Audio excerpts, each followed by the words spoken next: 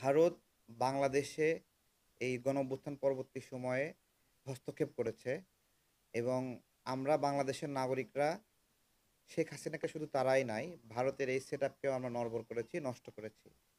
কিন্তু দুঃখজনক, এখনো যেই কার্যক্রমগুলো হচ্ছে সেগুলোতেও আমরা ভারতের অবাধ চলাফেরা, তাদের বিচরণ আমরা দেখতে পাচ্ছি। এই যে বিক্রম মিস্ত্রি বাংলাদেশে আসলো, এসে সেখানে সরকারের বিভিন্ন প্রতিনিধিরা গিয়ে মিটিং করছে, সেখানে অংশ নিচ্ছে। ভারতের প্রজাতন্ত্র দিবসে সেখানে বাংলাদেশের রাজনীতিবিদরা গিয়ে অংশ নিচ্ছে এবং এখানে অনেক লুকোছাপা, মানে কেউ ছবির সামনে আসতে চায় না।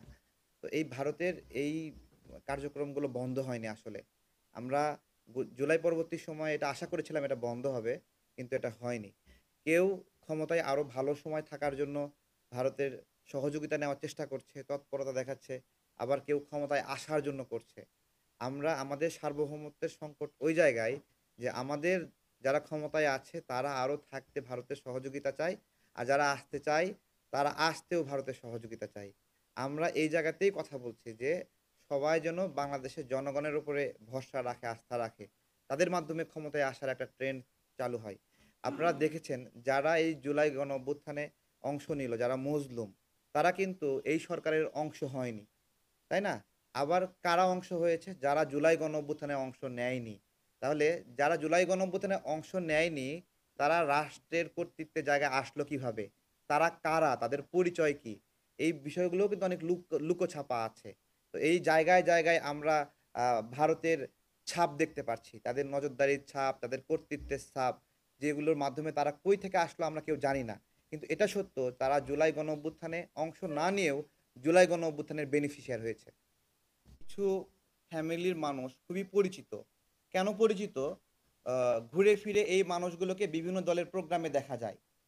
তাদেরকে এইভাবে দলসমূহ ডেকে নিয়ে যায় এবং যেহেতু তাদেরকে চিনছে মানুষ, তাদেরকেই বারবার নিয়ে যায়। এটা শুধুই তাদেরকে ব্যবহার করছে এবং তারা এমনও অভিযোগ করে আমাদেরকে নিয়ে গেছে, ৫০০ টাকা গাড়ি ভাড়া ধরায়ে আবার ফেরত দিচ্ছে। তো এই আহতদের পরিবারকে এভাবে রাজনৈতিকভাবে ব্যবহার করা বন্ধ করতে হবে। আহতদের পরিবারগুলো কেন সেখানে দৌড়ে যাচ্ছে? কারণ তাদেরকে যথাযথ ক্ষতিপূরণ দেওয়া হয়নি, তাই রাজনৈতিক দলগুলোর প্রোগ্রামে তারা দৌড়ে যাচ্ছে। এইভাবে নিয়ে গিয়ে ফেস করানোর কিছু নাই। সত্যিকার অর্থেই আহতদের ব্যবস্থাপনা, নিহতদের ব্যবস্থাপনা সঠিকভাবে হয়নি। আমি আপনাকে বলছি, ৮৬৫ জন বা ৯৫ জন নিহতের তালিকা করা হয়েছে। সরকার এর চেয়ে এই তালিকাটাকে বর্ধিত করছে না, আরও যারা নিহত আছে করছে না। সত্যিকারের সংখ্যা ২,০০০-এর উপরে। কেন করছে না? বলছে সরকারের কাছে টাকা নাই। ঠিক আছে, সরকারের কাছে টাকা নাই, কিন্তু আইফোন আইফোন দিচ্ছে সরকারি কর্মকর্তাদেরকে, তাই না? আবার সরকার বলছে তার কাছে টাকা নাই, এজন্য আমরা রাজনৈতিক দলরা গেলে বোতলের পানি না খাওয়ায় জগ থেকে গ্লাসে পানি খাওয়ায়, যে পানি কিনতে হচ্ছে না। মানে কত সুন্দর সুন্দর দৃষ্টি আকর্ষণের জন্য নাটক মঞ্চায়ন যে করা হয়, আপনারা টেরও বুঝতেও পারবেন না।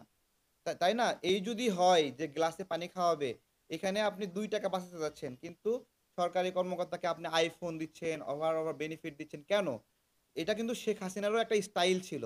সে সে সবাইকে খুশি রাখতো, সরকারি আমলাদেরকে। সেই সেই খুশি রেখে ক্ষমতা দীর্ঘায়িত করার প্রক্রিয়া শিখে গেছে ডক্টর ইউনূস স্যার। উনি বুঝে গেছে কিভাবে ম্যানেজ করতে হবে, ট্যাক্স মওকুফ করতে হবে, মানে তারপর হলো করমুক্ত গাড়ি আমদানির সুযোগ দিতে হবে, আইফোন দিতে হবে। সব মোটামুটি কিছুদিনের ১ম একটু বোকাশোকা মনে হলেও সব আয়ত্ত করে নিয়েছেন। একটা দীর্ঘমেয়াদী পরিকল্পনা চলছে, আপনারা বুঝতে পারবেন আস্তে, আস্তে। জি, আমরাও মনে করি যে এই করিডোরটা ক্ষমতায় থাকার ভিক্ষা হিসেবে দিয়েছেন। এটার একটা বিনিময় হয়েছে। একটা বিনিময় হয়েছে। এটা মানে আমাদের কাছে এখন পর্যন্ত মনে হচ্ছে এটা আরো দেখা যাবে। আমরা এই বিষয়টা নিয়ে ছাড়ছি না। যদি মনে করে এইটা ওইটা বিভিন্ন দলকে দিয়ে কর্মসূচি ঘোষণা করাবে, করায় এই ইস্যুটাকে চাপা দিবে, এত সহজ না। আজকে আওয়ামী লীগ নিষিদ্ধের বিষয়টি সাথে, সাথে আমরা এই এই করিডোরের বিষয়টি অন্তর্ভুক্ত কেন করলাম? আমরা ভারতের আগ্রাসন থেকে মুক্তির জন্য লড়াই করছি। আমরা এটা সংযুক্ত করলাম এইজন্য, আমরা শুধু ভারতের আগ্রাসন না, হ্যাঁ, এই যে ভারত, আমেরিকা, ইসরায়েল সামগ্রিকভাবে যারাই আমাদের বিরুদ্ধে পলিসি করে, ষড়যন্ত্র করে, আমাদের ইস্টাবলিশমেন্টের বিরুদ্ধে কাজ করে, আমরা তাদের বিরুদ্ধে সমন্বিতভাবে কাজ করছি।